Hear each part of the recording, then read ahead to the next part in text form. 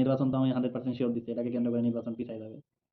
ভাই এই জুলকারনাইন সাইর হয়তো ভণ্ড, তো এই কারো কোনো লক্ষ্য বাস্তবায়নের উদ্দেশ্যে কাজ করতেছে।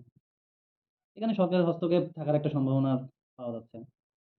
উদ্দেশ্য হতে পারে নির্বাচন বানচাল বা কোনো একটা নির্দিষ্ট দলকে জনগণের আবেগে পৌঁছে দেওয়া।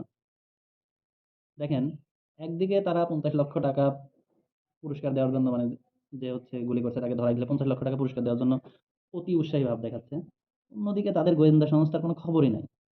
এই সাইর হয়তো তাদেরই এই প্ল্যানের কোনো একটা অংশ। তাহলে একটা মানুষ কাউকে মারতে যাচ্ছে, ৪ টা গুলি করবে, সেটা আগে থেকে ঠিক করে দেয়, কাউকে বলে দেয়।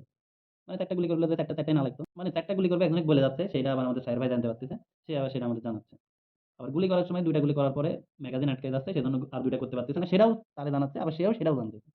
যে গুলি করছে সে কখন, কোথায়, কি করতেছে, কি খাচ্ছে, কই যাচ্ছে, কোন কালারের গাড়িতে যাচ্ছে, কোন গাড়িতে যাচ্ছে, কোন রোড দিয়ে যাচ্ছে, সেটাও সে জেনে যাচ্ছে, তারপর সে আমাদের জানাচ্ছে। ইন্ডিয়াতে কোন নাম্বার ব্যবহার করতেছে, সেই নাম্বার দিয়ে কাকে ফোন দিতে, এটা নাই জানতে পারে কাকে ফোন দিতে। আবার কাকে কাকে ছবি পাঠাচ্ছে, তার ছবিও সে পাচ্ছে, মানলাম ছবি পাইলো। আবার সেই ছবির পিছনে দেখলাম শুধুমাত্র একটা ওয়াল লেখা। মানে ওই একটা ওয়াল দেখে সে জানা যাচ্ছে যে ছবিটা কোথা থেকে তোলা। এই পৃথিবীতে এমন কোনো যন্ত্র তৈরি হয়েছে যে ছবিটা কই থেকে তোলা সেই যন্ত্রের মাধ্যমে জানা যায়। তো হইতেও পারে, আমি জানি না। মানে আমাদের সাইর ভাইয়ের কাছ থেকেও সিআইএ, MI6 এগুলো পানি চুনি। তো উনি যখন এতই বড় জ্যোতিষীবিদ সব জানেই, তো হাদী ভাইয়ের সাথে যে ওই পোলাটা এতদিন ধরে রয়েছে, সে জানাইতে পারেনি। মানে সে তো একবারও বলল না যে হাদীকে হয়তো হাদীকে হত্যা চেষ্টার জন্য তার সাথে কেউ একজন আছে। বা হাদীকে হত্যা চেষ্টা হবে। সরাসরি এরকম তো কোনো কথা বলল না তো উনি। মানে এরকম মগজ ধোলাই করে এরা আসলে কি বোঝাইতে চাচ্ছে সেটা বুঝতেছি না। আমার মনে হয় এরা মানুষের নজর অন্যদিকে নিয়ে যাচ্ছে। এর ভিতরে অন্য কোনো কারণ আছে। আর এই যে ফয়সাল করিম, সে নাকি ছাত্রলীগের লোক না, সে আসলে ছাত্রলীগের লোক।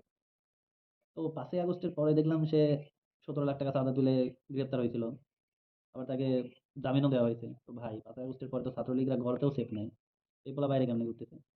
আবার সে হাদী ভাইয়ের এত কাছের লোক হয়ে উঠলো কেমনে? এতদিন ধরে তার সাথে থাকলো কেমনে? তো এ কি ভালো ছাত্রলীগ নাকি? এরকম ভালো ছাত্রলীগ তো আরো আছে। তাদের নাম আপনারা ভালো করেই জানেন। যাই হোক সবকিছু কেমন যেন মনে হচ্ছে প্রি প্ল্যান, সবকিছু সাজানো। কোথায় কি হচ্ছে? মানে কোনো কিছু হওয়ার আগে একদম জানা যাচ্ছে কি হচ্ছে। এখানে সরকারের অনেক লাভ হইলো। ইন্ডিয়াকে টার্গেট করা গেল কারণ হাদী ভাই ইন্ডিয়া বিদ্বেষী ছিলেন। আবার জনগণের সহানুভূতি পাওয়া যাচ্ছে। আর নির্বাচন তো আমি 100% শিওর দিচ্ছি। এটাকে কেন্দ্র করে নির্বাচন পিছাই যাবে। সবকিছু পেছানো ভাই। কেউ খেলতেছে, আমরা খালি খেলা দেখতেছি।